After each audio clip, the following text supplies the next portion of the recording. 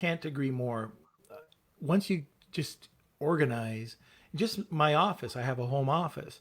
And if things start to pile up, my whole mindset is it's so much better, so much clearer. I just have just a better feel for the day going in with my mother used to say if you were depressed, make your bed. And not that I go into the office depressed, but if I clean up my office, let's say I set a day, things start to pile up. I do it on Saturday, Saturday morning for a few minutes.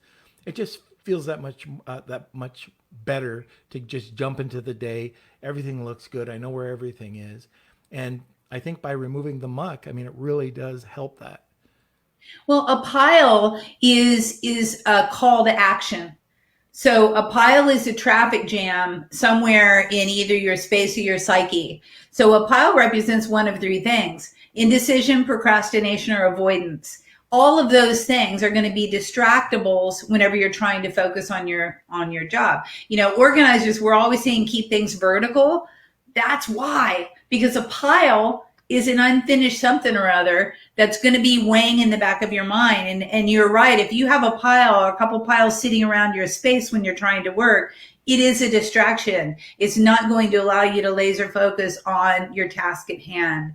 So yeah, avoiding piles at all costs is number one. Never have a pile anywhere in your life because it is just something that's not done. It's a call to action.